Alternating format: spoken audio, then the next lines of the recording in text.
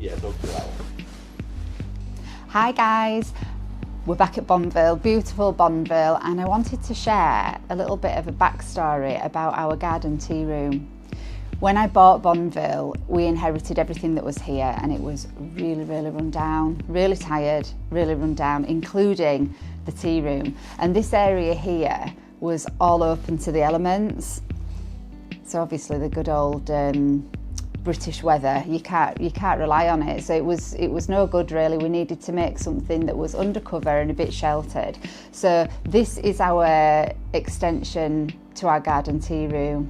It's one of my favourite bits. It's my favourite space at Bondville, I think. People come in here, it's dog friendly, so there's a dog tree, it's warm and cosy. And as I started working on it, and as it evolved, it all became inspired by my grandma's house. Not necessarily how it looks, but how it feels. And that's something that's important to me for the whole of Bondville. It's a feeling, it's something that is so endearing and special and warm and nostalgic to our visitors. So our younger ones, who, I was brought up in the 80s, so I am old, but our young children, they really love it in here. The amount of children that come in here and they're so fascinated because I've hung lots of objects of interest all around. Some of them are actually from my grandma's. Things that I remember about my grandma's house are the biscuit tin, her knitting, the smell of baking and cooking. She was really good at baking. She used to make coconut tarts, she used to make Victoria sponge, jam tarts, and I always stood alongside her and she would teach me the tricks of the trade as well, using a good old-fashioned Bureau recipe book. But yeah, the warm welcome that you had at Grandma's house, I am really blessed and really lucky with the upbringing that I had. And I know not everybody gets that, so I wanted to share it. I wanted to share it and spread that love and that warmth of the good old days when you're a child, you've got no worries, not a care in the world. Do you know what I mean? When you used to go around to your grandma's for a sleepover and you'd get to watch whatever you wanted on television and the biscuit tin would come out.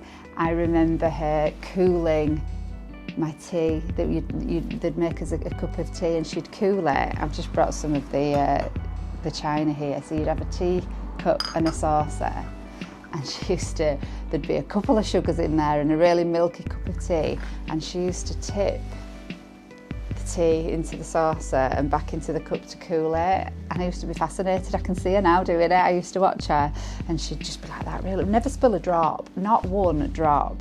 But yeah, there were always a cup and a saucer, like there is in our garden tea room at Bondville. Nothing matches, but it's all just lovely. It's a feeling, lovely cups and saucers. I really do. I don't know if it's because I'm older, but tea tastes better out of a china cup. Do you agree? It does, it's a fact. But yeah, you'll always get a china cup and saucer at our garden tea room. The cafe or the tea room is inspired by Grandma's house, and it's about those feelings. Those are some special memories that I've got about my grandma's. I remember her knitting as well. And everything she wore matched. She always have, maybe some pearls and a knitted jumper. She used to knit the whole family jumpers. It was just lovely. I remember the pictures on the walls. We've got lots and lots of pictures in here. The big fancy fabric patterned curtains, I can see those hanging, and she was always getting my granddad to repaint, always changing the colour. And there was shelves full of stuff, just full of ornaments, full of little trinkets, and everything meant something, and that's really important to me here. So the bits that I've brought from, my grandma's home, from my mum's, are all hanging here, and it's a feeling, and it's really special. We have to treasure those memories, and that's what Bondville is all about.